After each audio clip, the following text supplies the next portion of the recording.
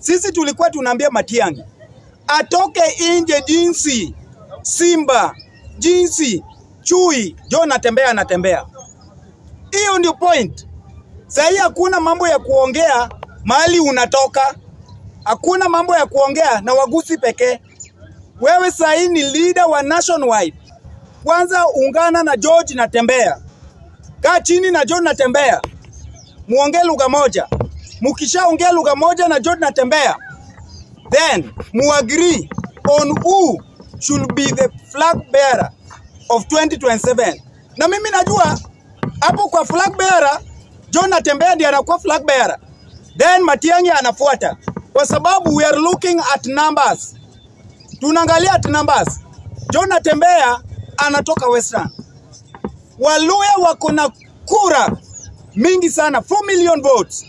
Au ni Waluya tu. Au ni Waluya. Iko block. Tukienda Ukambani Matiang'i na John Natembea watachukua kura kama yote, kwa sababu najua Kalonzo atasimama.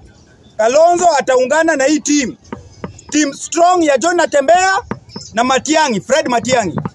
Hao watu wawili washawahi kuwa maviongozi kwa docket fulani ya MCS, tuka-understand ya kwamba watu wanaweza fanya kazi. Ukiona John Natembea alikuwa commissioner. Wakati alikuwa on duty, John Natembea alikuwa anachapa kazi vizuri. Haikukuwa na mambo za criminal. Haikukuwa mambo ya kuuaji. Hakukuwa. So John Natembea najua atachapa kazi kama rais wa sita coming 2027. Na mimi naamini kwa ideology ya John Natembea itabadilisha maisha ya maisha ya wananchi, maisha ya watoto wanaenda shule, watapata bursaries. Watasomeshwa bure. John Natembea akona idea. Matiang'i pia akona idea. So Matiang'i na John Natembea wakae chini, waongee na walete hizo timu zingine ya kina Eugene Wamalwa, ya kina Stephen Kalonzo, PK Salasia, Richard Onyonga, huyu Ndindi Nyoro, Babu Owino. Hawa sio watu wa kuibia, my friend. Hawa ni watu wakiamua wanachukua hiyo kitu, wanachukua na asubuhi na mapema. So mimi nataka kuambia watu wa Mount Kenya, mimi nafurahia sana. Nafurahia sana ya kwamba watu wa Mount Kenya walisema wataki kiti cha president. Therefore, naona kama opportunity na potential ya John Natembea inaenda kufanya kazi. John Natembea Western amebook yote Western.